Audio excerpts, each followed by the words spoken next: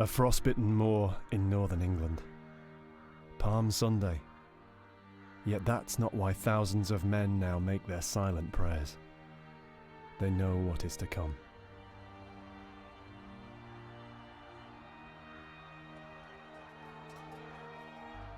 Through the swirling snow, they will fight and bleed and die in one of the savagest days in the entire blood-soaked history of Britain. The year is 1461, and the Battle of Towton has begun. A team of archaeologists has spent years finding out what happened to the victims of this terrible day. Chivalry certainly didn't exist. A battlefield is like a multiple murder scene. Now they're attempting to discover how King Richard III himself laid memory to the fallen. That indicates that it's absolutely of that time. And see what remains of the chapel he created in tribute to the men who died for the House of York in the Wars of the Roses.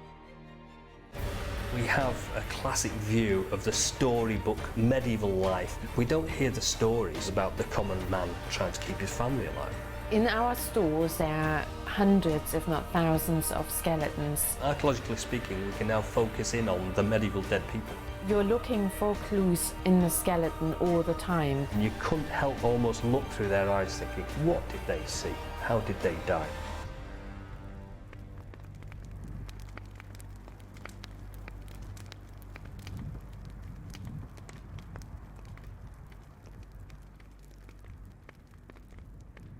So followed a day of much slaying between the two sides. And for a long time, no one knew to which side to give the victory.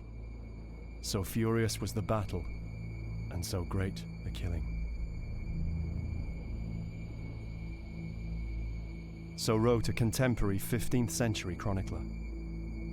The Battle of Towton, on Palm Sunday, March the 29th, 1461, was one of the largest ever fought on English soil, and almost certainly the bloodiest. It left a scar that took generations to heal. The legend of Towton is left to us by the chroniclers. Some 60,000 men from the rival houses of York and Lancaster fought there. It was the culmination of years of dynastic conflict for the English throne, known as the Wars of the Roses.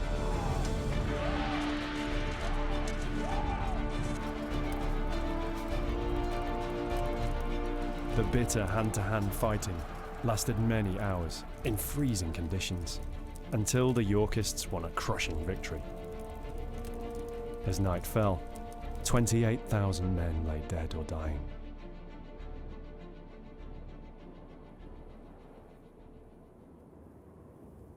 When, almost 5 centuries later, the remains of some of the dead were discovered in the Yorkshire soil, it was clear just how terrible that day in March 1461 had been.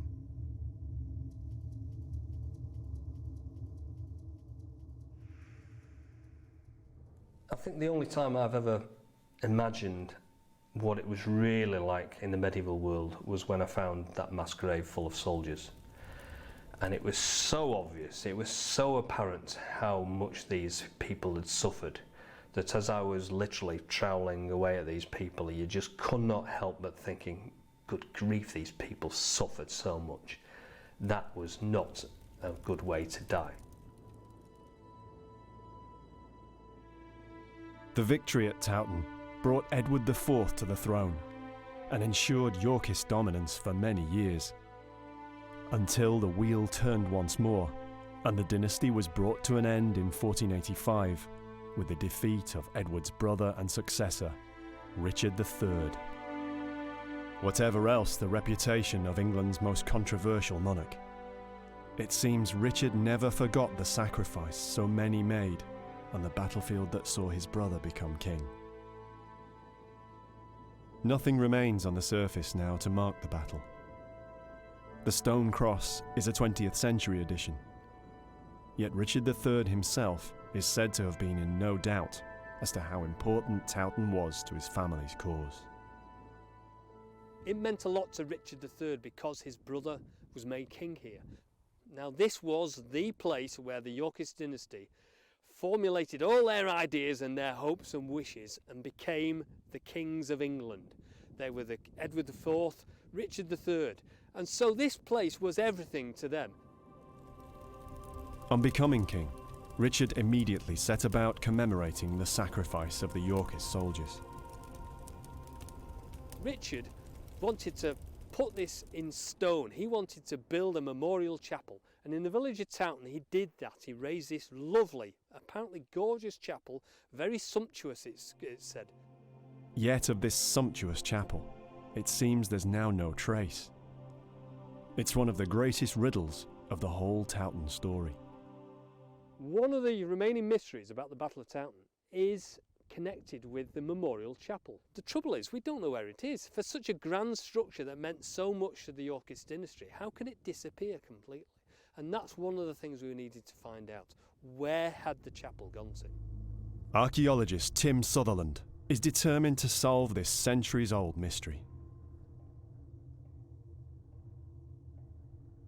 He's been linked with the story of Towton for almost 2 decades.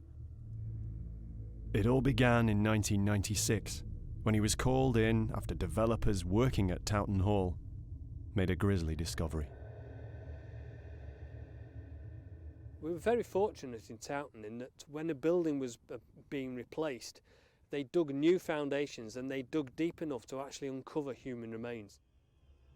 The builders had discovered the last resting place of some of the Towton dead. The only mass grave from a medieval battle yet found in Britain. These things are incredibly rare. A lot of mass graves are buried very deeply under the soil. Usually they're buried in places where they are not going to be disturbed. There were approximately 50 skeletons in the grave, each one a snapshot of life from half a millennium ago. Time was limited. There were just 5 days in which to carry out an excavation. A team of archaeologists from the University of Bradford was called in, including Tim Sutherland. Those skeletons really brought home what a rough life it was. You could see by the physique of the people, they were really robust people. They were very strong, and of course you had to be. They were working on the land. They were doing physical, hard manual labour a lot of the time. They were tough people compared to us. These people had been killed fighting or had been caught up in a fight, so they had evidence of extensive trauma, head wounds and wounds to the body.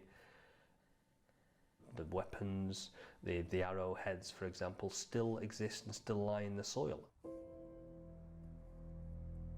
Working with Tim to help find these traces in the Towton soil was metal detector expert Simon Richardson. A metal detector is a perfect tool. It's the eyes under the ground, if you like. Simon has decades of experience in metal detecting, and he works alongside archaeologists, adding an extra layer to remote sensing surveys. I know the archaeologists have their geophirs and the magnetometers, but the metal detector for me goes one step further. I can find minute objects, things like arrowheads, coins. I can cover a lot of ground fast, where it could take archaeologists weeks, months, even years to find the artifacts, to find things I can find with my metal detector. And then I will complement their survey once they started digging. Simon had already spent many years developing his skill on all kinds of sites, including medieval battlefields. If you're on a medieval site, you never quite know what's going to come up next. And it can be absolutely thrilling. Over the years, Simon has found a wide array of artifacts from Towton, each one carefully GPS logged. This is the sword shape. It would have gone on the end of a leather scabbard from a medieval sword. It was like almost filigree work at the top, decorative pattern, but that has been cut through with a fine-edged weapon. You see where the blade has stopped there. So this has probably been on the end of the scabbard alongside somebody's lower leg, and somebody's taken a swipe at it with a sword and actually cut the artefact through. And probably the chap's leg as well. Many of the finds are grim reminders of what men faced on the day of the battle. Yeah, this is what a medieval bowman would have shot in the heat of battle. So this particular arrowhead, I could say for certain, has been stuck in a body, and the body's rotted and the arrowhead's fallen out, with a large number of other ones.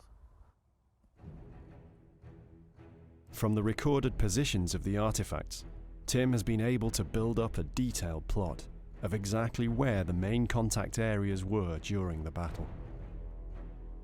It was the first survey of its kind in Europe, and it enabled Tim to interpret the events of that day in 1461. It's difficult for us to imagine what a medieval battle was like. We're quite soft in the great scheme of things. We do not attack each other with big clubs or with big machete type implements. And so of course we grew up with a very safe feeling. But in the medieval period it was different. Medieval battles were relatively common, or medieval conflict was at least. So you've got the formal Lancastrian army here, lined up behind us here. We've got the formal Yorkist army lined up on that ridge. The Yorkists slowly move forward, but in line. The battle began, with both sides unleashing thousands of arrows. Because the wind is in the Yorkists' favour, when the Yorkists lose their arrows, they go further and actually manage to hit the Lancastrian soldiers.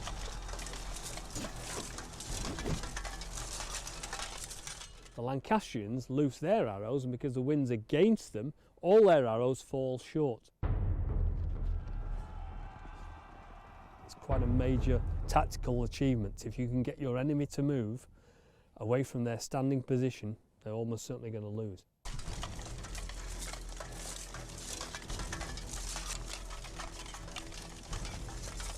The Yorkists, they can stay put. The Lancastrians can either withdraw or they can attack. And at this point they are numerically superior, so they decide to attack.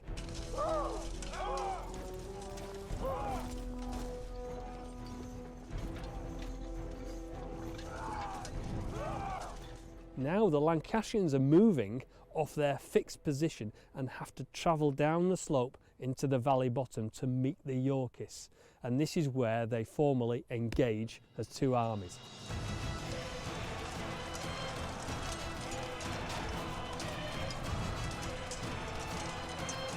The deadly stalemate continued until late in the day, Yorkist reinforcements arrived and tipped the balance against the Lancastrians, who finally broke and fled.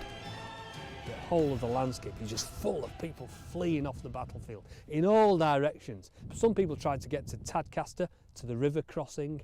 Some people just tried to make it through all the marshes, across all the rivers. From here onwards, you're getting people being hacked down in the landscape. Everything was decimated. The people were being killed, the houses were being burnt, everything was being looted.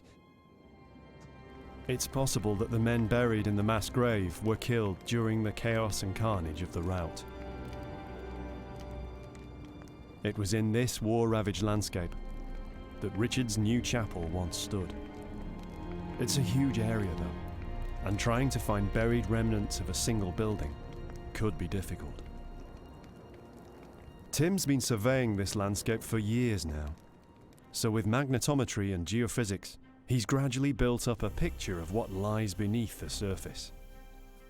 Matching this with documentary accounts, he's found that at the time the chapel was built, Richard III also sanctified this area of the battlefield.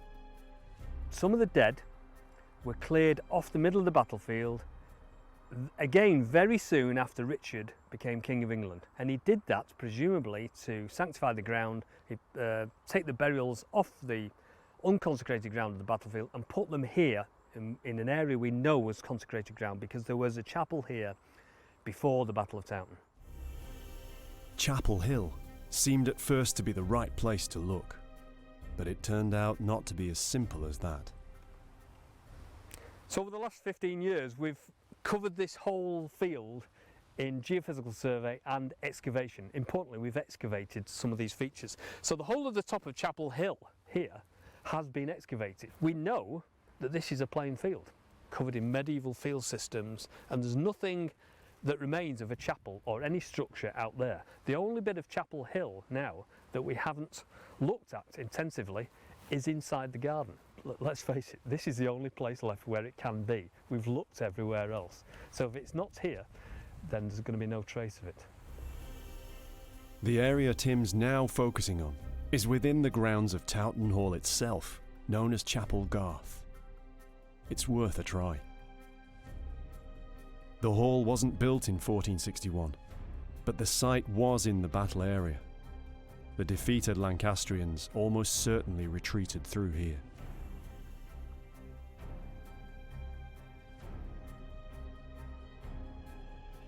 To help out, Tim has enlisted Helen Goodchild from the University of York. She'll carry out a ground-penetrating radar survey to try and give an idea of where to dig. It's not the first time Tim has carried out archaeology at the hall. In 2002 and 2006, more burials were found. He and Simon dug beneath the building itself to recover the skeletons. Just like a forensic crime scene, you're trying to pick out little elements about how each person died or fought, but you're trying to do it on a massive scale where there could be hundreds or thousands of people doing exactly the same thing at the same time. It gives us an insight into the medieval mind, the medieval way of doing things, and also the way of medieval death. I think the important thing for me when we analyse, for example, a medieval skeleton is to give them something back. They have probably given everything they had for somebody else. At a moment's notice, in theory, your lord could come and say, right, excuse me, we're going to war. Drop your farm tools and off we go. And it was a rough existence for most people, actually. Still more burials were found under the driveway at the front of the hall. Throughout the project, every skeleton was painstakingly removed and conserved by trained osteologists. Malin Holst was there right from the start. At King's Manor, home to the University of York's Department of Archaeology, Malin examines some of the skeletons. When we were excavating the grave, we were trying to unpuzzle every single skeleton and work out which bones belong to which skeleton. And the only reason that was possible because every single person on that site excavating that grave was a trained skeleton expert and osteologist. The sheer number of skeletons in the pit made it hard to make sense of. The position of one created a misunderstanding about how the individuals may have been killed. It appeared as if one skeleton had the arms tied behind their back. And of course that had massive implications with regards to the interpretation of this grave, because it suggested then that perhaps at least one, if not all of them, were prisoners. The interpretation that there were prisoners executed during or after the battle is a myth that's dogged the story of the excavations. Yet careful recording of each individual bone meant this could be disproved. This myth that had been created about this possible prisoner could be dispelled by the fact that we closely analysed the skeletons and we realised actually we'd recorded one arm twice. And one of the arms of this individual that looked as if he'd had the arms tied behind his back, one of those arms actually belonged to somebody else and had therefore been recorded twice. So that myth was completely destroyed. Analysis showed, though, that almost every skeleton carried some evidence of violent injury, the grim reality of the medieval age of chivalry. The general opinion was that the Battle of Towton, and probably all medieval battles, were actually quite chivalrous, and that they were very honourable and quite romantic in a way. It was quite shocking to a lot of people, the sort of gory facts that were revealed through our analysis, that this wasn't chivalrous at all. It was a really bloody battle, that people probably had that red mist effect where they couldn't exactly control what they were doing anymore. They weren't in charge exactly of what they were doing. It was just hacking around one another. The 4 skeletons removed from beneath the dining room of Towton Hall showed the signs of a hard life spent soldiering. Most of the individuals who we've analysed from the Battle of Towton were aged usually between sort of 18 and 45. This individual here was buried in a grave on his own. He's aged 36 to 45. What is obvious is that this person was quite fit and muscular as well. The men who fought the Battle of Towton were mostly in the prime of life, yet their bones carry physical evidence of violent death, often from multiple injuries. This individual has got 6 skull injuries. Some of them as minor as this superficial stab wound, but there's also, if you can see here, a triangular cross-section of a much more deep, penetrating stab wound.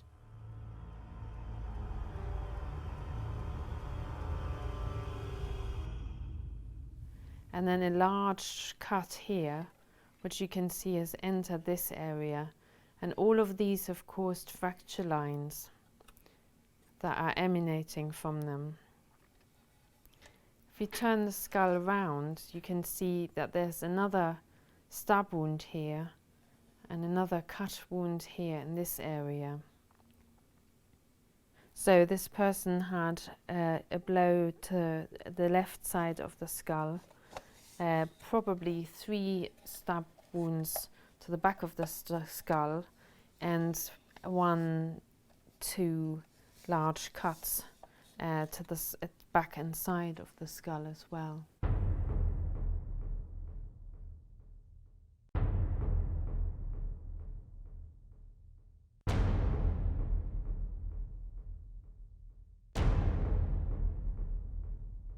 Some of the trauma marks are small and easily missed, but with careful analysis, it's possible for Malin to interpret how they came about. So there are actually 2 parallel cuts into this pelvis. We've got a little mark here on the inside of the pelvis, and if we turn this bone over, we can see that there was probably a blade or perhaps even an arrow that went into the left side of the hip and penetrated the bone.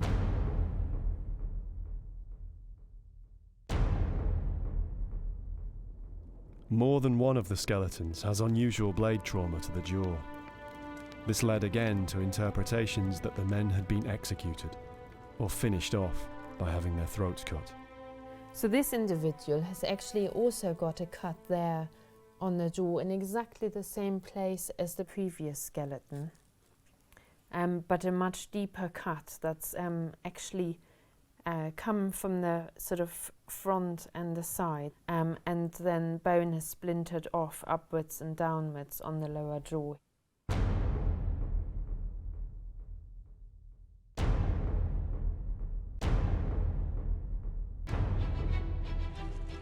It's difficult to know how exactly this came about. There were many ways to get injured in a medieval battle. The other trauma this individual suffered is not as obvious as in the first skeleton, but he actually has just this area here which is affected, caused by a blunt instrument, and therefore just the impact through head protection.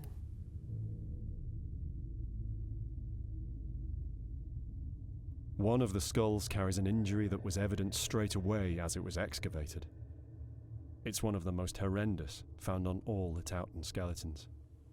This injury here was noted immediately on site during excavation when his skull was exposed. It's a cut that's come from above and the left-hand side of this individual, and it actually ends here, so it was probably the tip of a sword which severed this person's lip and maxillary bone here, and also his teeth. I think it must have come from the left side and above.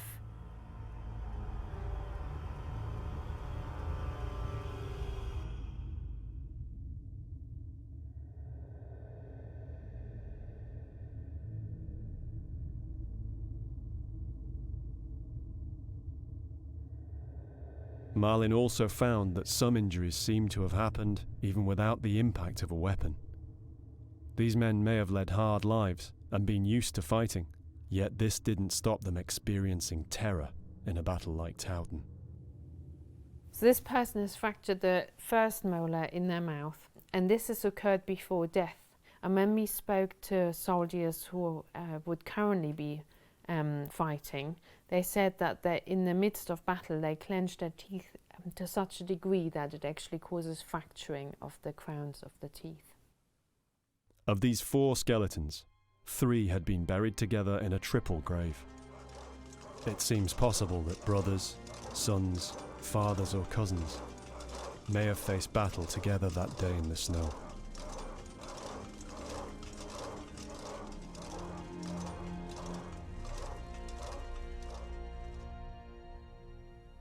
These 2 individuals who are on this table and this individual here were together buried in a triple grave. And it's quite interesting that all 3 have got a minor genetic trait in common, and that's a little anomaly in the spine. The fact that these are all very, very similar could potentially suggest that they were related. Back at the hall, the remote survey around Chapel Garth is complete. The hunt for the chapel is proving more difficult than even Tim imagined. The geophysical survey doesn't show anything that looks like buildings on this part of the hill.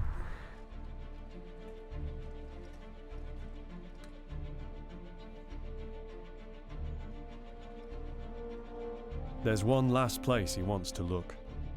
The radar survey showed up a small anomaly under the garden at the front of the hall. Now, with all the other options exhausted, he tries one last throw of the dice. The only place it can be is very close to the Towton Hall, the present building. And so by carrying out the survey in the very close proximity to the hall, hopefully we'll find some evidence. The survey data shows what might be building remains, but they might also just be old flower beds. The only way to find out is to dig. Simon joins up again with Tim to help. They're working right by where some of the skeletons were found. Yeah, I worked on the battlefield for 35 years. Mostly metal detecting work, but I've done a few surveys with Tim where we've dug test pits and done some magnetometer surveys. But it's just an area I love. It's not long before Simon begins finding rubble, which indicates building work at some stage in the hall's past. It looks like old features were removed and buried here, under what's now the front lawn. Everywhere we've dug, there is like a lens of this rubble material that's been spread over the whole site. Imagine a modern building site, what they do is they come in, they dig the foundation trenches, and anything that's around that they dig through to make the foundation trenches just gets spread around on the surface. And then what they do is they put the modern building inside the foundation trench, they level it all off, and then they come around and cover it all in topsoil so it looks pretty. So one of the demolition layers gets spread around the whole of the area of Towton Hall, and that includes some of the moulded plasterwork from some of the ornate rooms inside the hall, and then you'll get some stonework where they've knocked through walls or demolished walls and then rebuilt them. And so you should get a bit of everything really. So far, most of this seems to be either very early or 17th century, much later than a building of Richard III's time. Tim, have you got 1 minute please to have a look at this? Look at this. Got a really fine limestone block there. You see the tool marks on it, look. Yeah, that's nice. That's 45 degrees and it's got a chamfered edge on there, look. See the chamfer? Yeah. That's really fine limestone. So this is more of the stuff we're looking for. Yeah. The fact that it's squared off and it's been tooled. It's more of the quality we're looking for. Early, but that looks very We've got good. another block there as well, look. That looks nice. Yeah. That's really fine, is that? Man, it It's could not just been be a finished, win. has it? It's not been polished. It's still got the tooling marks going across there. So a chisel just goes like this, and then you polish it until it gets like that. So it's nice and smooth, and they've taken all the tooling marks off. So we're getting some real good, different type of quality building material again. Yeah, definitely.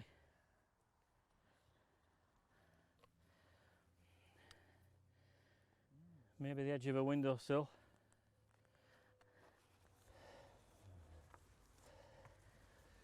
But that's without a doubt a nice piece of tools corner there.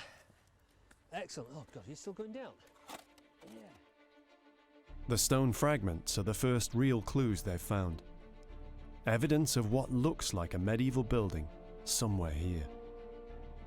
But with no foundations or walls still in situ, it's difficult to be sure.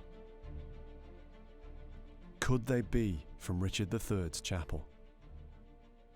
Where is Richard III's chapel? It's a very good point, because it's somewhere tantalisingly close to this site. It's so close you can almost smell it, because it's nowhere else. We've looked on top of the chapel hill, we've looked north and south, we've put test pits in, we've done geophysical survey. This is the only location where there are medieval buildings. The finds encouraged him to begin working out what form Richard's chapel might have taken.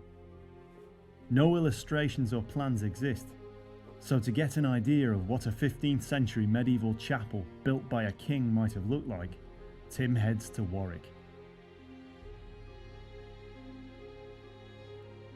Richard Beauchamp, 13th Earl of Warwick, was one of the most powerful noblemen in England in the 15th century. After his death, the family memorialised him by building an entirely new chapel here in the Collegiate Church of St Mary's. It's one of the most opulent chapels still surviving from the time of the Wars of the Roses. This was built just before the Battle of Towton, and it's built over the period that encompassed the Battle of Towton. But one thing we don't know about the chapel at Towton is how big it was. Was it on this scale, or was it significantly small, or was it half as small or a quarter as small? Was it more of a little private chapel? So on one scale we've got this very large expansive building, which is the Chantry Chapel, but next to it, and built on the side of it, we've got what's known as the Dean's Chapel. And this is on the other scale, and this is all you really need to say prayers for the dead. The quality screams at you, in which case we need to consider how this fits in with our story at Towton, because obviously we've got what is essentially a royal chapel, where Richard III commissioned the chapel at Towton. Are we expecting something along the size and scale of this here? And it's almost inconceivable that something like this could disappear and nobody would ever see it again. So is it considerably smaller? We've got a very small private chapel attached to the Beauchamp Chapel here, which is basically enough room for a priest to say prayers, which is all you really needed if you're saying prayers for the dead continually, which is what a chantry chapel is supposed to be all about. So we're somewhere between the two. We've probably got quite a largish chapel somewhere at Towton that's disappeared. But it's somewhere between this grand building and the little private chantry chapel there. To try to narrow it down between the two, Tim needs some expert advice. At King's Manor, Anthony Massington checks out the finds. He's a buildings archaeologist and specialises in the techniques and styles used in medieval stonemasonry.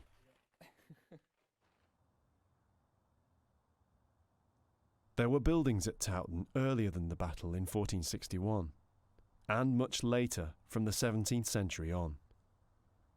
Richard III's prestigious chapel is known to have been started during his 2-year reign, from 1483 to 85. So Tim needs to date the stones to roughly the end of the 15th century. So are we talking post-medieval, sort of Jacobean, early Jacobean, or are we talking about a medieval, late medieval period? Yeah. And then we need sort of status. How good is the quality of this? Is it top quality, medium, or pretty poor? So what do you reckon to that? Straight away, Anthony identifies the fragments. What is it for a start? That's the jamb of a window. So it's the Vertical So it should right be- on the side. Yeah, so it should be like, Should be that way. And I presume this is a glazing bar. yeah, exactly. So that's the glazing groove. The jamb is the stone frame of the window. The glazing bars supported the leaded stained glass panels. It looks in keeping with a church, but one grand enough to have been built by a king? It's not peasant stuff. No. No, this is It's quite really good. high status. This is It's high status. Yeah, Oh, this good. is very fine. I mean, it's finished really in a nice way, and yeah, you wouldn't get this except in a high status building. Excellent. And is it right? High status fits with the kind of sumptuous chapel Richard III may have built, but can it be dated to the right period? And this sort of chamfer style is current from the end of the 13th century all the way to the mid-16th. It's a really broad range. Tim needs to narrow it down. Maybe some of the other pieces can help. That's good news. Yeah, So that yeah. would tie that in theory. Let's go on to one of the other major ones. So, for example, this one. This is a mullion in a window. So this is the stone bit that goes straight up and down. The central part, or Yep. one Yep. of the central parts. Exactly. So you have a big opening for a window, and then that's divided up by stone bits into individual lights in a window. In the medieval period, stained glass panels were usually fairly narrow, because otherwise the soft leading would bow under the weight. Mullions strengthened the windows and divided the glass. I mean, you've got glass here and glass here, but we don't know if you had another one over here and over here to make it a really wide window. We can't tell from Yep. this one piece. Yeah. So the molding profile here is this diamond pattern, and that diamond pattern is most common in the 15th century. Again, this pattern does sort of appear in the 13th and the 14th, but really its heyday is the 15th century. So that is a very And good the sign. quality of this is good. It's beautiful quality. Excellent. It's Oh, fine right. quality. It's really finished off well. So it's not particularly fancy in terms of its ornamentation of its Right. molding profile, but when they finished it very nicely. So they're all high quality. It's not just any old stonework that's been No. thrown up into a building. This is good stuff. No, it's very Excellent. good stuff, yeah. The fragments seem to fit with a building of the chapel's status, But one thing you can say about and Anthony can detect more clues from their condition. I presume is lime mortar. Chris, I mean, this is as nice as the day it came off the sort of, the day the mason finished with it. Yes. And then they put this nice, lovely, very thin skim on so that it could either be just stand there and be white to be very nice, or be painted. So this is the side that's being presented to people inside. Right. Whereas if you look on this side, That's interesting then. That's definitely rougher, isn't it? this I is mean, it's- much rougher. This has been sitting outside for a little while. If this is Richard's Chapel, then this was built in 1483, 1484. There's much evidence here that indicates that it's absolutely of that time. The evidence points to the right date. Now can they back this up with anything about the shape or style of the window? I would initially have said this is a corner of a window sill, and this is the inside. You can't tell if this is necessarily a head or a sill. Without finding a piece of stonework that has a slight curve to it, you're not going to be able to Well, tell. that's when I might be able to help size you, of your because there is this one, I mean, we're talking about very, very slight Tiny curving. curve. That's the only bit of curve that Let's I take can a look at find that. anywhere in any of this. No, my initial feeling on this one is that that's been cut that way. That's Right. tooled Oh. off. Because I think I'm seeing a little bit of tooling, and then we can Right, tell but you that may what that came be from. a part of the upper framework of a Yeah. curved Yeah, window. yeah, it's so Right. nicely finished here that I'm pretty sure that's intentional. The fragment seems to hint at arches, though just how tall or wide the whole window was can't be judged without more evidence. But there's one more thing Anthony can tell. These fragments aren't reused. So this is primary rubble. This is primary, and it's not been reused. Primary 15th century stonework, not broken up for walls or infill, nor as weathered as might be expected if it had stood for hundreds of years in the elements. Tim begins to suspect what might have happened to the chapel. I'm pretty certain that this ties into a period of the hall when it was renovated in the 19th century. Now this is the tricky bit, because this suggests that somewhere there was an upstanding chapel that was renovated and knocked down in the 19th century. We don't have that, so we've got a problem there. Unless, of course, we're talking about a building that just got buried within another building. Is that possible? Those sorts of buildings are really ephemeral, and they get repurposed, and then once they get repurposed, fragments of them can hang around for centuries, and bits of them will come out as a building gets renovated. So it's entirely possible that somewhere in the core of the present building, you've got the chapel. Towton Hall first appeared sometime in the 17th century. Then it was changed and expanded over the years into its current form. If it were built over a chapel, you'd expect it to follow the normal church alignment east-west. Yet that isn't the case here. The other problem I've got is the orientation of the present hall is distinctly north-south. Again, what frequently happens is that when a building is repurposed after the sort of Reformation period, their focus literally gets shifted around. So if you've got a chapel, then frequently what will happen is that the building will start to sort of grow off of that east-west, north-south. And then if you happen to sort of leave a little bit sticking out, it's very common that in renovation they'll just lop that off and suddenly turn an east-west building into a north-south building. If the chapel somehow survived, still standing within the footprint of what's now Towton Hall, then where is it? Tim goes back to the evidence of the mass graves and the other burials around the hall. Maybe they can help him find the chapel. If I didn't know the sort of when those burials were from, I would say that those burials are younger than the house. Yes. Because they're in alignment with the house. Yes. Now the burials would have been put in alignment with any sort of chapel that would be on this site. I've never seen a building follow a burials alignment, a skeleton's alignment, but I've seen lots of buildings following the alignment of an older building that they're building on top of. The three things that leapt out at me when I looked at this plan.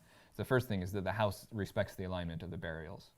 Yes. And that means I think the house's alignment is preserving the memory of whatever building was formerly on this site, which is common. I mean, that happens when they convert these spaces. I would put the chapel in this region. In the central block. In the central block, yeah, in the central block. And like you said, I mean, either the house is built and it butts up, the earliest house is built and it butts up against the chapel, so you may have a west wall of a chapel here, or the house just encased the earlier chapel. Or, I mean, Anthony's interpretation fits with Tim's research. After the battle, the landscape was sanctified. Many of the dead, hundreds, perhaps thousands, were recovered from the fields around Towton. With due care, they were reburied in the consecrated ground of Richard III's chapel. As the centuries passed, Towton Hall grew around it until the chapel itself was gradually hidden within.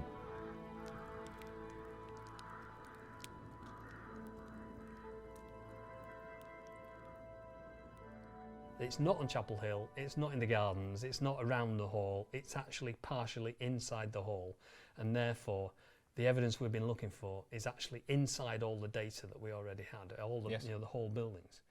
So for the last 15 years we've been looking for something and it's been there in the one location where there is still a standing structure. Yeah. So this answers one of the main questions about where Towton Chapel went to. The fact is, it didn't go anywhere. It's still It's still there, still inside the hall. Yeah. That is unbelievable.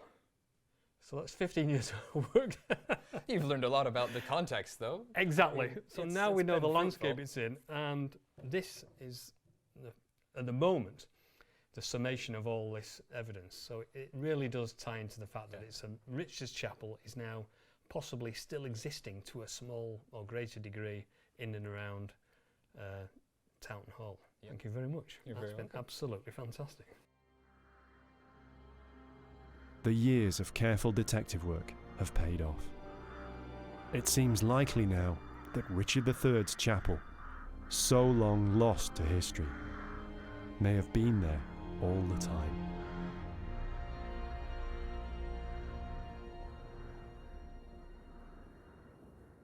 I've been looking for the chapel for so long. It was one of the primary objectives of starting the whole of this project off. It was the story that motivated a lot of people. This was the missing chapel of Richard III. In all the places where we've looked, this was probably the last place we'd actually consider finding it. It's actually structurally standing still there, inside another building. More than 5.5 centuries later, the memory of Towton lingers in the Yorkshire fields, and in their many thousands, lost within sight of York's great minster, the dead still lie.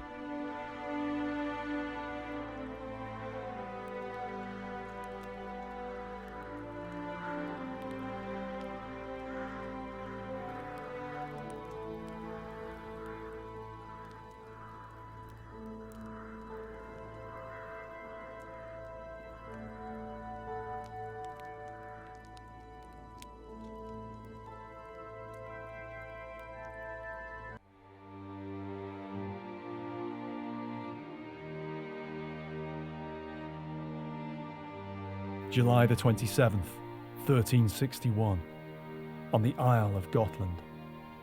Before the fortified walls of a great city, a militia awaits an invading enemy. They're all that lies between survival or destruction at the hands of a ruthless foe, professional soldiers and hired mercenaries.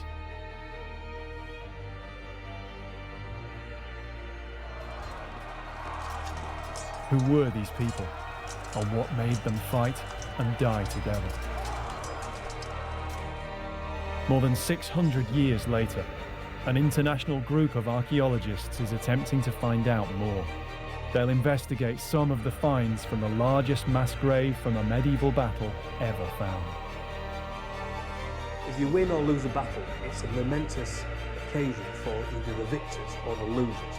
They'll try to shed light on the men who wore this armour and fought this battle. Well, that's a foot that's been cut off. That's incredible. How they made their last stand and paid the ultimate sacrifice. The medieval world, the 5th to the 15th century. A team of archaeologists investigates medieval life by exploring the world of the medieval dead.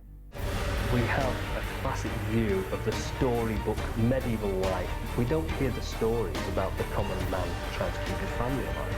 In our stores there are hundreds, if not thousands, of skeletons. Archaeologically speaking, we can now focus in on the medieval dead people. You're looking for clues in the skeleton all the time. You couldn't help almost look through their eyes thinking, what did they see? How did they die?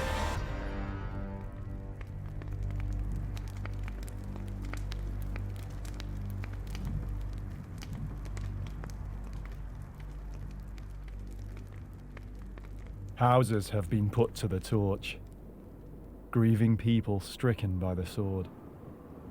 Like a dog, he harries with a sword, and Gotland is conquered by the Danes. The words of inscriptions found hidden in churches and monasteries of Gotland from 1361. Bitter words by a beaten people. The Swedish Isle of Gotland in the Baltic Sea has been free of war for 200 years. Yet in the centuries before, its history was anything but bloodless. In the Middle Ages, Gotland was the richest city in the Baltic. It was a hub for seafaring trade and commerce dating back to Viking times. There are more hoards of coins and treasure found here than anywhere else. The middle years of the 1300s were a golden age for Gotland, most of all for its glittering capital, Visby. No wonder then that this rich island drew envious eyes from across the Baltic. 1361 proved a pivotal year for Visby and the Gotlanders.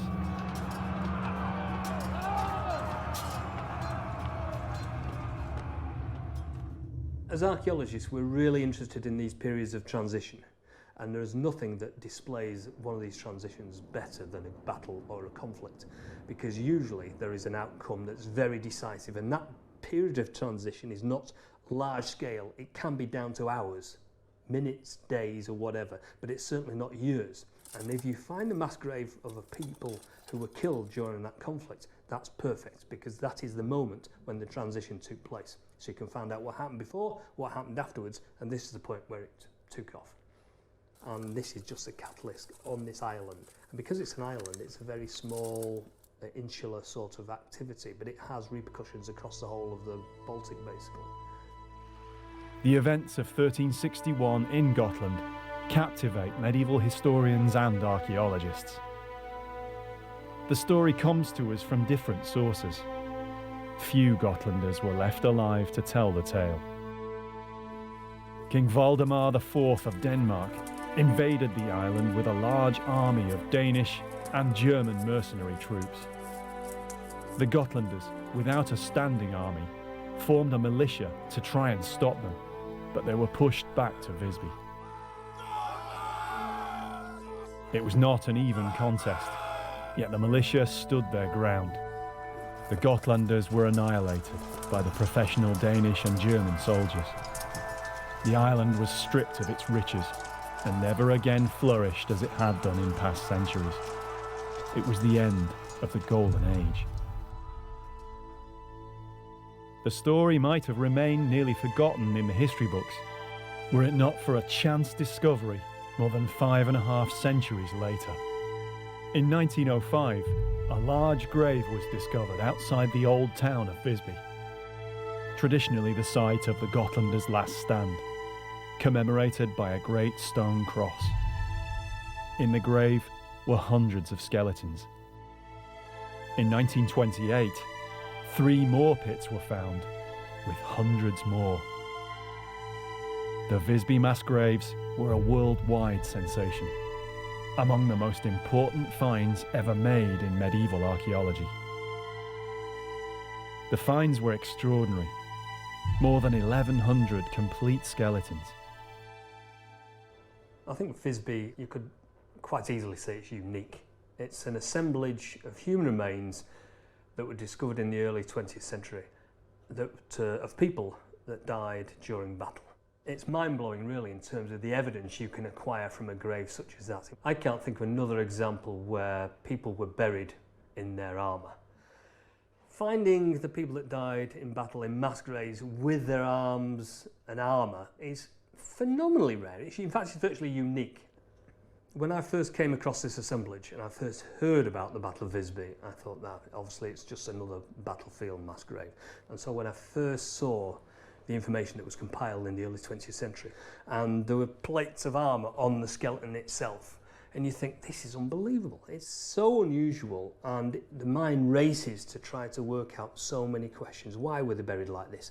What sort of armour was it? How effective was it? What were the people like? But as an assemblage, it's so important, and it really makes your mind race, and it builds up a picture of what presumably happened on that day. The events of 1361 caused a deep scar that took generations to heal. Even now, it casts a shadow down the centuries. This is why historians and researchers, today more than 80 years after the last excavations, are compelled to revisit the story. Tim Sutherland has come to Gotland to add what he can to the ongoing research into the events of 1361. He's a specialist in medieval archaeology, particularly battlefield archaeology.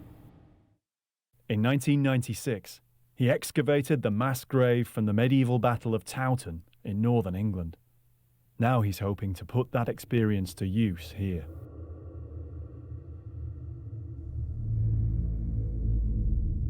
The grave site is a few hundred metres from the walls of Visby. The battlefield itself has long since been destroyed by modern development. But it's likely this area was chosen as a burial place because there was a monastery here at the time of the battle, and it would have been close enough to drag or carry large numbers of dead. He'll carry out a survey of the site where the mass graves were excavated to establish exactly where the pits were. They haven't been touched since they were backfilled after the original excavations. The good thing about this area is it contains the monuments, not only the medieval monument of the stone cross, but we've got a modern monument of the wooden cross which stands in the centre of the church. The graves are under the pavement, they're under the road, they're under the grass, they're even under this garden and the house next to us. And so the interesting thing is, how much of any part of this can we see? We've already got the grid laid out. I'm just going to extend it by 1 metre, maybe 2 metres, run some lines just up there, and then we can just get going. Working with Tim is Dr. Helen Goodchild of the University of York. She's a specialist in remote sensing, including ground-penetrating radar.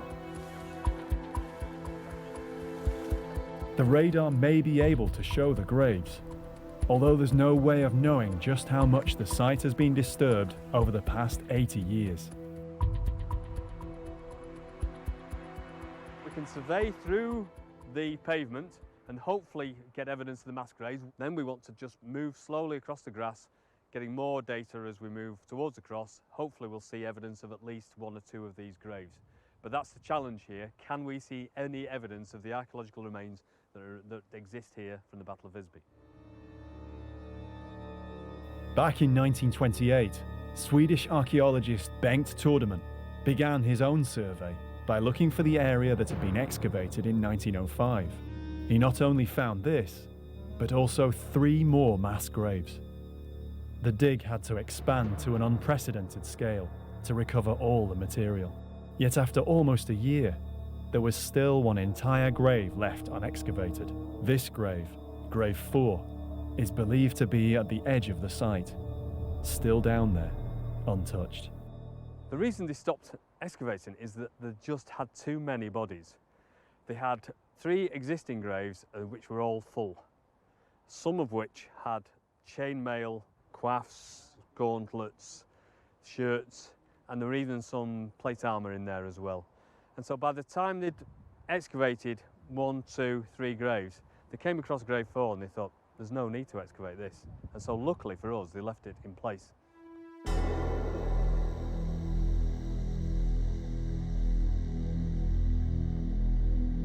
What seemed as though it would be a straightforward survey hasn't been as easy as they thought. All under the field are the buried ruins of the old monastery. It started out quite traumatic in that there are big thorn bushes in the way.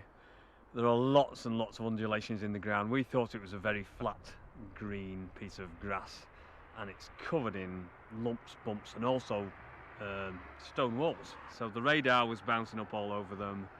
So although it was very hard work, and we've only covered a relatively small area, the results seem to be really good.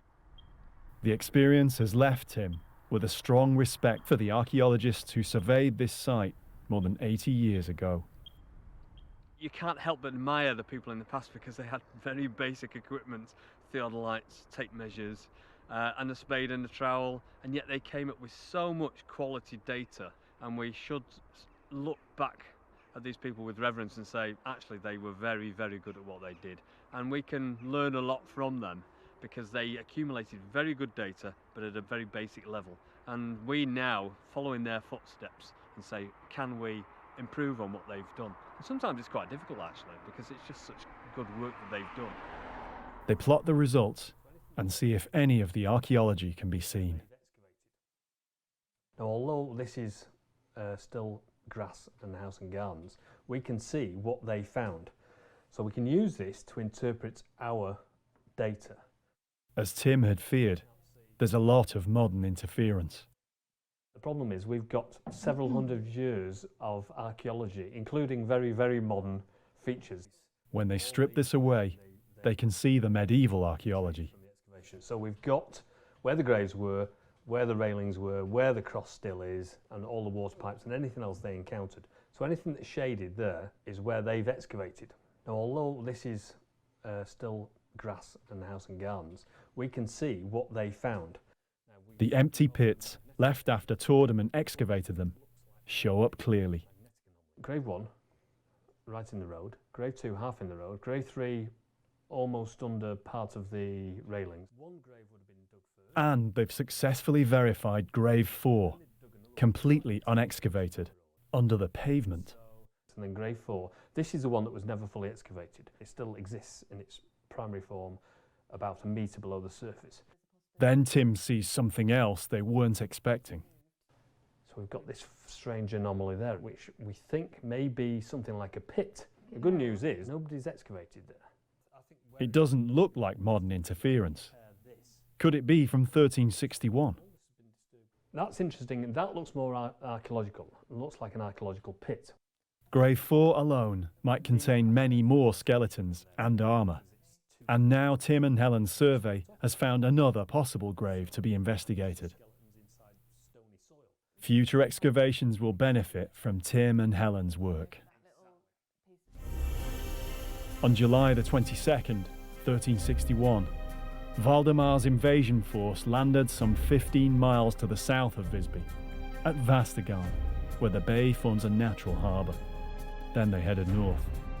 The Gotland militia fought at least one battle to try and head off the invaders, but they were beaten back. The militia fell back to the only fortified town on the island, Visby. Yet the great gates were closed to them. The Visbians would not allow them inside the city wall. Despite their protests, they were left to take their chances and face the invaders, their backs to the wall. The scene was set for their brave but ill-fated last stand at Visby.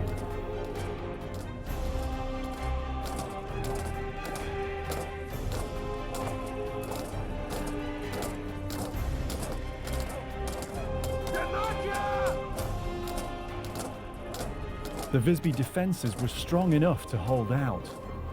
Why did they not let the Gotlanders in? The ring wall is a symbol of the city. Today it's protected as Visby is a World Heritage Site. But in 1361, for the militia outside the gates, the ring wall meant the difference between life and death.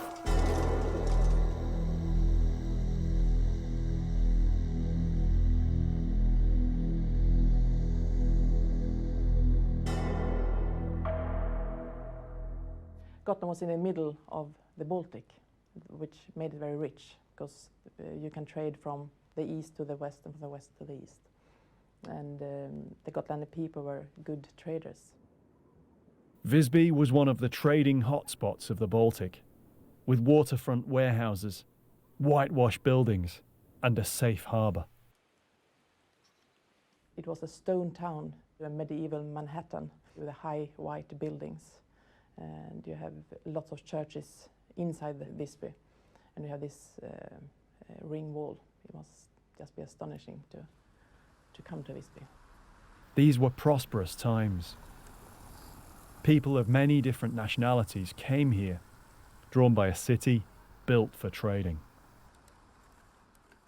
Visby was very cosmopolitan, and it was an international town with many different people here. There were Germans, there were Russians, there were Englishmen, and there were Gotlanders trading side by side in the town.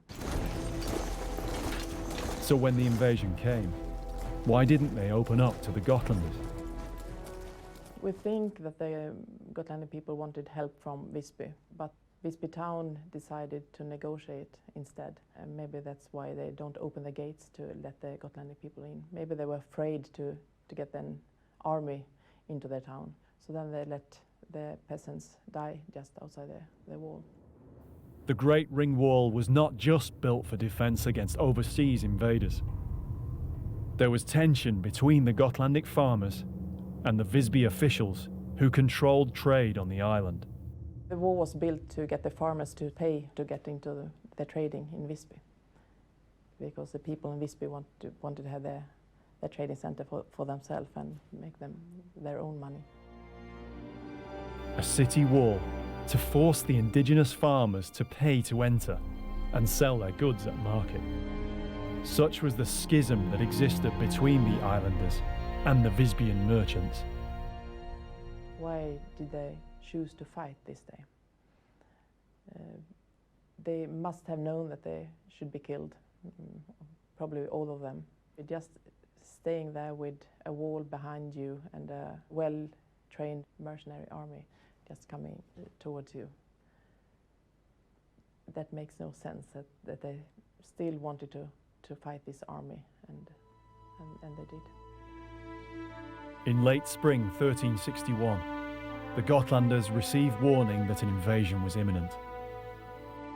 They had to work fast. With no formal army, they had just weeks to raise the militia, to train and to armour up. The Danish army inflicted a terrible defeat on the Gotlanders, yet little is known about exactly what happened during the final battle.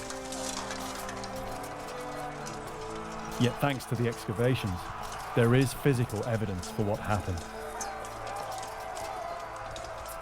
Visby is unique in archaeology because many of the Gotlanders went to the grave still wearing the armour that they'd fought and died in. It's this armour that Karen Watts of Britain's Royal Armouries has come to see. It's here in Stockholm that most of the armour is stored. Karen has spent her entire career studying European arms and armour. And again, as with Tim, Visby is one of the reasons she became passionate about the subject. This is the best armour I've ever seen. It's just wonderful. The most iconic items among the Visby collection are the body armours. Any kind of armour from this time in the Middle Ages is extremely rare.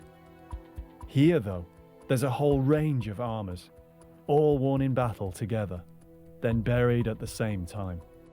It's an unparalleled insight into how medieval soldiers faced battle. It's the only armour excavated from a battle anywhere in the world, ever.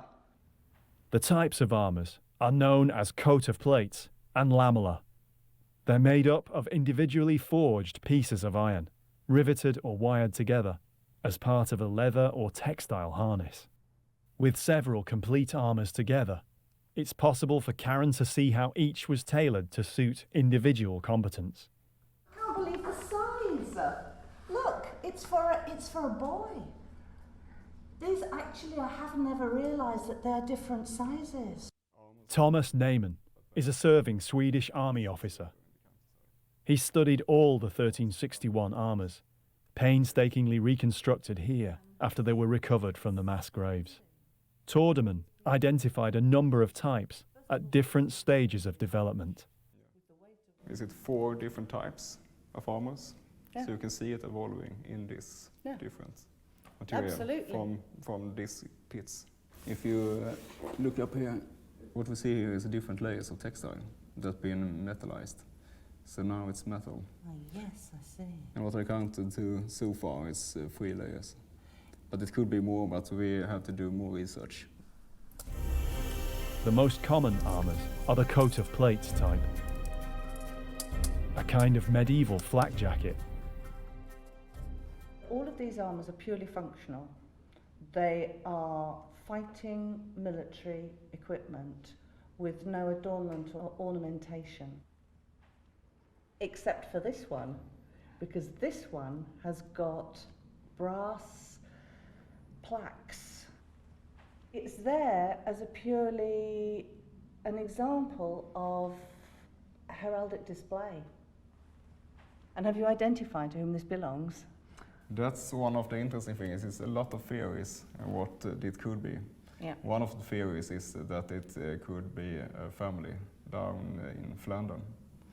Yeah, Gorda, but we actually don't know, because it could be, because it's one person missing from that family. Some of the skeletons had the remains of male armour still on them, such as these hoods or coifs. It's rare enough to find single male links from most medieval battle sites, so entire shirts and coifs like these are extremely unusual. One of the key mysteries surrounding the burials is why so much armour was left on the bodies and not first stripped. Various explanations have been put forward, such as the hot weather at the time of the battle, the risk of disease, or just that there were too many bodies to bury and too few left alive to do the job. In the first mass grave, you can see how they've been neatly buried side by side. but in the end they are just thrown into the pit with everything, and you even find coins and knives and quite valuable items as well. So they had been in a hurry for the last days. It must have been a horrible experience to get all those bodies into the pits. Why on earth would you bury these people with all this very, very expensive equipment with them? And there are all sorts of potential answers. One of the answers is that basically there was no time to strip them, which is a bit vague, down to the extreme possibility that you couldn't actually get the armour off them. If it's the heat of the day, all the bodies have been left for a few days in an intense heat, and they all start bloating, you wouldn't be able to get the chain mail off them. It's as simple as that. And so you would probably have to start butchering the bodies to get the mail off them and the armour. In which case, are they prepared to do this? The bodies are hot, stinking and festered, and of course you might think it's not that valuable, and so you bury it. The good news about burying somebody in their armour in a place that's marked by a large cross is that you can come back in 5 years, or 1 year, or whatever, and you can come and take them off skeletons rather than off fleshed bodies. And so that's the one thing that makes more sense, is that they were going to come back for these bodies, and they never did. Metal was an expensive commodity. But what if the armour was obsolete? Could that be why they left it and didn't come back? An armour was very valuable, so we think that they put the armours in the mass graves because it was hot, you had to get rid of it quite fast, but also that the equipment was old. Some of the armours, the plate armours, are still modern at this time, but some of them are more Viking style, and then it's really old. Another reason might be that access to the burials may have been restricted by the conquerors. This also suggests that they possibly weren't allowed to. They weren't allowed to strip the dead, and it was only the victors that were allowed access to all this. And now if they had enough equipment and they didn't particularly want to bother themselves by stripping all the dead, they might not have allowed anybody else to do it. Remember, this is armour and there were weapons, and so it could be that they wanted to hide the armour anyway to stop the Gotlanders getting access to it. So what better way than burying it? And it's a way of getting rid of a potential problem in the future. The coat of plates and lamellar armours were transitional systems. By 1361, these were being superseded by more sophisticated full plate armour for most professional men-at-arms, like the Danish and German mercenaries the Gotlanders were up against. As everybody thinks these things are amazingly archaic and old-fashioned, but they're leading towards what is going to be the solid breastplate. Yeah, exactly. And people who are having to wear body protection need something that is flexible, something that you can run in, something that you can move in. But a rigid body protection is an advantage over mail. Mail is flexible, it's very good, it protects you against sword cuts, but it doesn't protect you from heavy percussive blows if you're hit with a heavy blunt instrument. They know that mail is good because it's very flexible, but they want plate. And they spend 150 years trying to evolve plate. This is a massive technological improvement when you can shape large plates. The Visby collection is very important. It's almost the missing link in the evolution of European medieval armour. In terms of technology, in terms of whoever designed this one is on the right track. This is the one that is going to evolve into the final armour. All of these are showing invention, are showing the desire to find the perfect armour. The well-equipped Danish men-at-arms and professional German mercenaries of Valdemar's army probably took anything of value left over after the battle, especially items that were easily removed, like helmets, of which none has ever been found at Visby. So weapons and helmets are taken care of. And they are quite easy to take off, and you can also reuse the material. The iron itself, it's good even if the helmet is old or damaged. I think it was old and it was messy. sitting to those skulls that were smashed into pieces.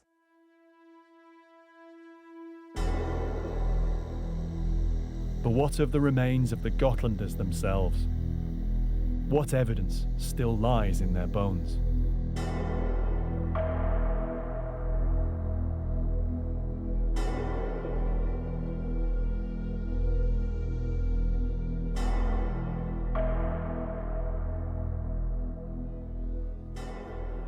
Malin Holst is an osteoarchaeologist, a specialist in skeletal remains. She's come to Stockholm to see for herself a selection of some of the bones from Visby. She wants to find out more about the collection, how the bones were classified and conserved. I don't normally approach the medieval period as a touchy-feely romantic thing. I just try to be scientific about it and try to see what's there and take what's there as fact and then interpret from there. When I do analyze medieval skeletons, I do see their daily lives from their bones and also from the context they were found in.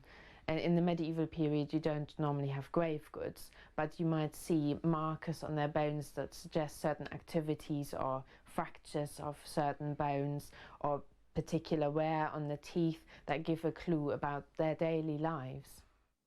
Malin's osteological work has involved in-depth study of the only other mass grave from a medieval battlefield, at Towton, with around 100 skeletons. Here in the stores at Stockholm's Historical Museum, there are more than 10 times the number of skeletons recovered from Towton. We visually analyze the skeleton, so we determine the age, the sex, the living height, and any diseases the person suffered from or any injuries they suffered from. It's usually not possible to tell the cause of death. Osteoarchaeology works very much together with archaeology, and it's very, very important for us to work together and to communicate with each other, because if I just study a skeleton, it only tells me a limited amount of information. But if I then put it into the archaeological context and see what the grave was like, what the site was like, what the general areas like that the individual came from, then I understand much, much more about the individual. The excavations were very meticulous for the time to take care of all the skeletons, because they had a great interest in the military history, and all the cuts on the bones were very interesting to them. Right. But we have another interest in the bones because we want to learn more about the people. Yeah. Osteology was a relatively new science. Peter Ackerson has studied the skeletons for much of his professional life, probably more than anyone else.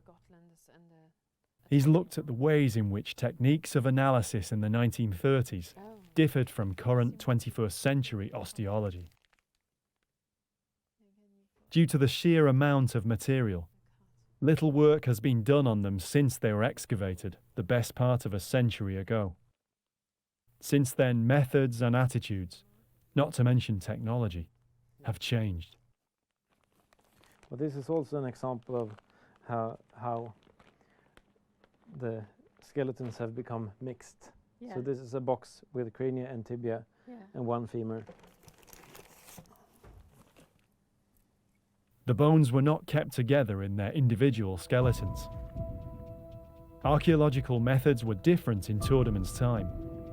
The site was gridded and excavated strictly square by square. If there were bones from one skeleton, they marked them so they could see each skeleton. Today, the accepted method is to excavate each individual skeleton completely, one at a time, keeping all the bones together in context. What isn't of use to contemporary means of analysis might still be useful in the future if the whole skeleton is stored together. In some cases, you have all the thigh bones in boxes in one box and the other bones in other boxes. So our work was a bit tedious trying to figure out which pieces belong to which skeleton. The sheer number of skeletons makes it very time-consuming to conserve them. Petter and other osteologists have spent many hours placing back together the Visby skeletons. Some haven't been looked at since they were packed away for storage. Yet it gives a unique cross-section of the types of wounds sustained in a medieval battle. Almost every skeleton has some evidence of trauma. Tordemann's analysis was the first step towards revealing more about the individuals in the mass graves. His work paved the way for modern osteology. The evidence is in the bones. To be able to give them something back, hopefully, we'll probably never be able to give them their name back, but what you could say is, right, this person was of a certain height, of a certain stature, of a certain robusticity, and they looked like they did some honest, hard grafting, and they suffered in life like they had a broken limb or a broken finger, and you can see all this on the skeletal remains.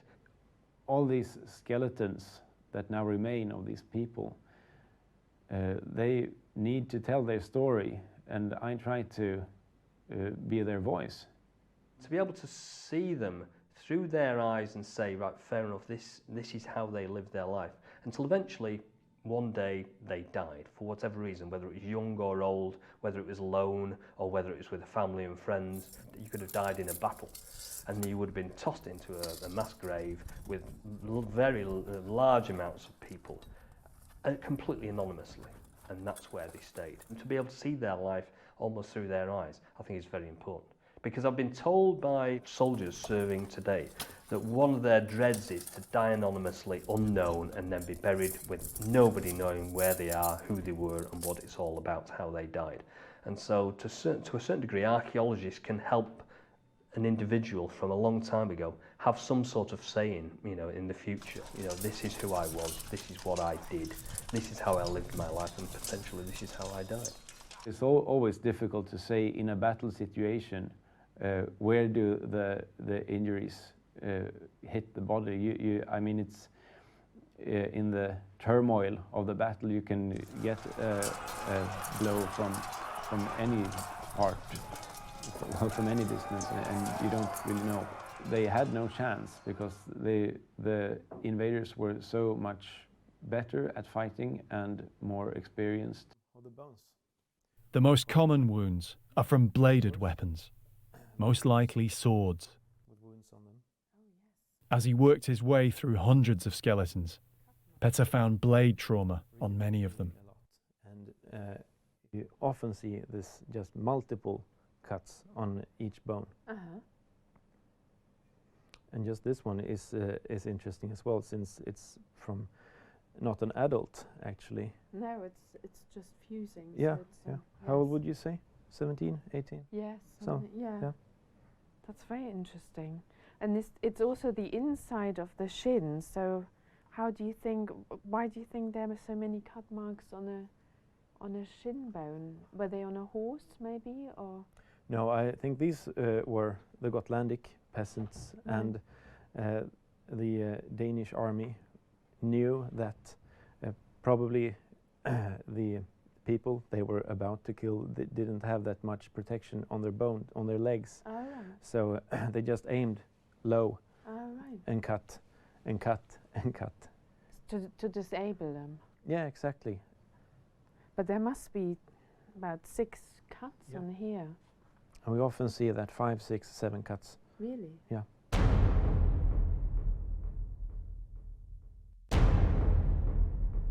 And are they generally concentrated on the legs, all on the lower legs, or? Mostly on the lower legs, but there also are some wounds on the thigh bones. But then we see that it's on the lower part of them. What is this? Is this a cut mark to? Yes. Well, that's a foot that's been cut off. That is incredible. So it's the lower legs, the bones of the lower leg here. Yes. That have been cut off. And they've literally been sliced in half. Yes. And there are many examples of feet being chopped off. Yes. And sometimes both feet with just one blow. That's incredible. So the Danish army must have had very good weapons. Oh yes. Sharp. And the right technique. Yes. It seems that it was a deliberate strategy to chop off, chop at the legs actually. Yes.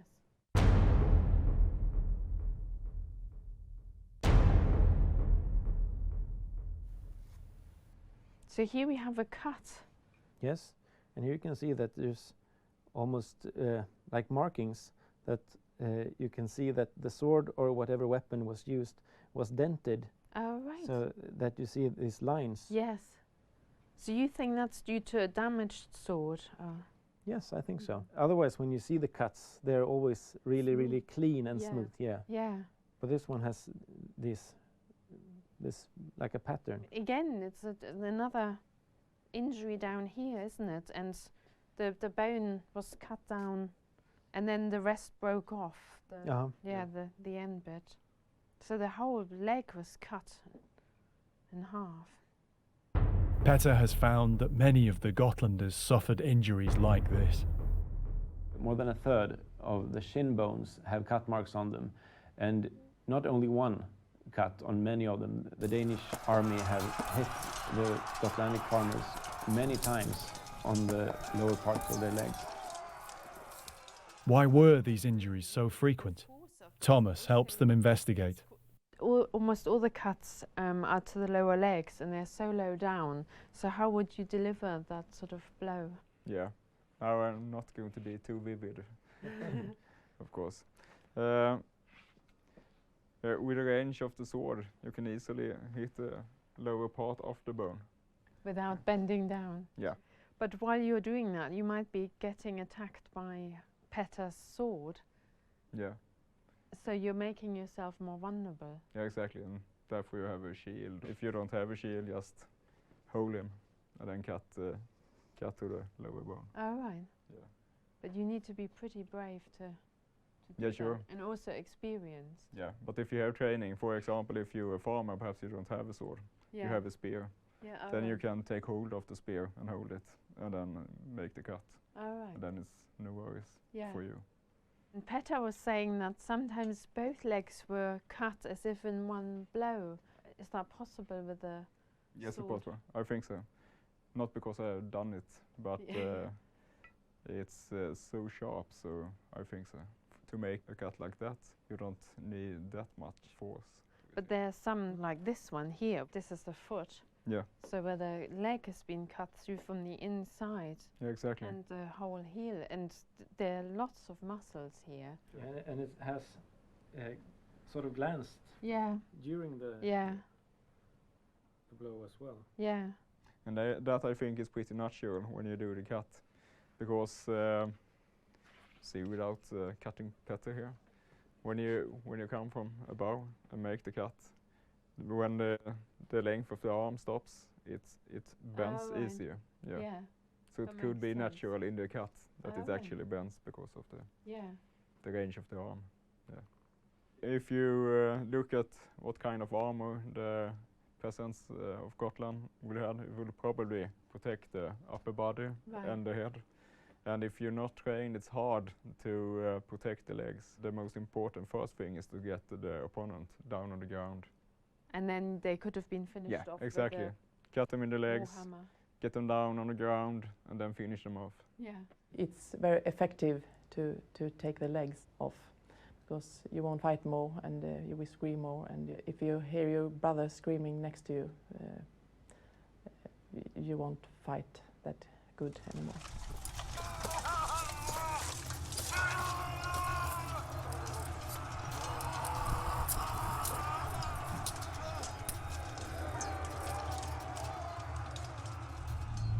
Many of the skulls have rhomboidal trauma marks. Some of these may have been caused by crossbow bolts, but most were probably due to war hammers. The Danish army used these weapons with hideous efficiency, probably to finish off men already wounded by the swords.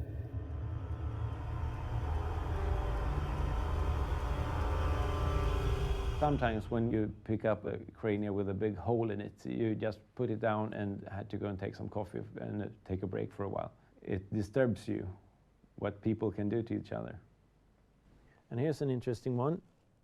So it's the top of the skull with some kind of arrow in it. And you can see that the arrow has struck him right in the middle of the forehead. Mm-hmm.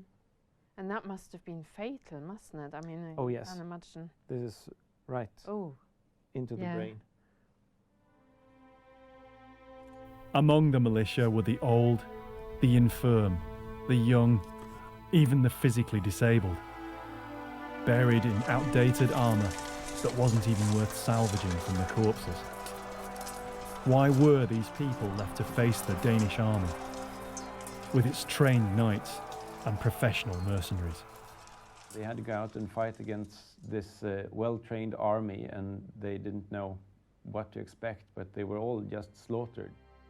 Despite the terrible suffering evidenced in the bones, there is also the truth that the Gotlanders fought and died in a brave yet hopeless last stand.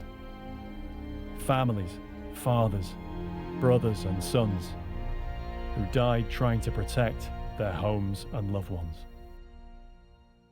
If you win or lose a battle, it's a momentous occasion for either the victors or the losers. And when this happens on a national scale, it means that massive changes take place across a whole country, maybe even a whole continent. And so when you see evidence of a battle, you can pick out what was happening to each side. And these people in the graves, presumably most of them, are the losers.